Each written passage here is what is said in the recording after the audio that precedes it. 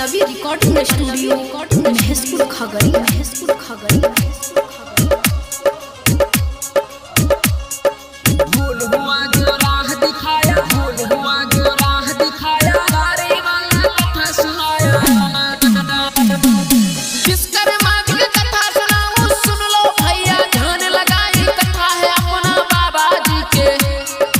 दाढ़ी वाला नाम कहा है, कथा है अपना बाबा जी के। एक दिन लोक में आए कहे कि आज काम न करिए, हाथ में एगो नमरी थमाए कहे कि आज काम न करिए। गरीब के मन में हर्ष दियाए कहे ठीक है हो बाबा। विश्वकर्मा जी खूब सिखाए कहे ठीक है हो बाबा।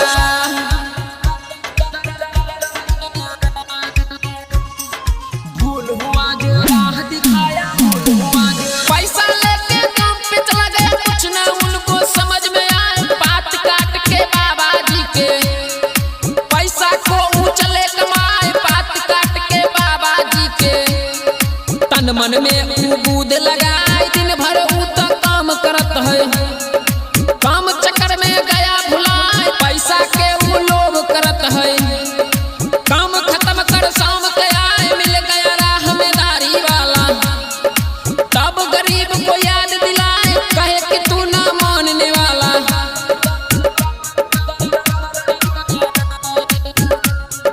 भूल हुआ जो राह दिखाया, कहा कि तू ना मानने वाला। श्राप दिया वो हाथ उठाए, जीवन भर निर्धन रहेगा। चाहे सालों भर कमाए जीवन भर निर्धन रहेगा। तब मजदूर के आंख भराए कहा कि बाबा ये क्या किया, इसका कोई कीजिए उपाय। लोभ में आके भूल किया, बात काट के गया कमाए फिर भी इतना सजा न दीजिए। हमें कुछ समझ में नहीं आया, इसका दंड कठोर न दीजिए।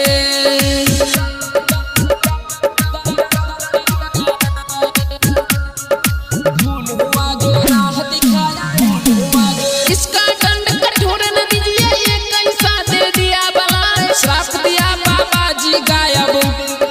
सब दिन खातिर श्राप लगाए, श्राप दिया बाबा जी गायब। 17 सितंबर दिन कहा है, सब मजदूर के कथा सुनाऊं। गावे उमेश दीप जलाए, विश्वकर्मा जी के कथा सुनाऊं। कृष्ण निषाद से गीतिया लिखाए, सब ड्राइवर के कथा सुनाऊं।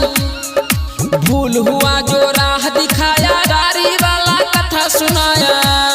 Pallavi recording studio Maheshpur Khagaria.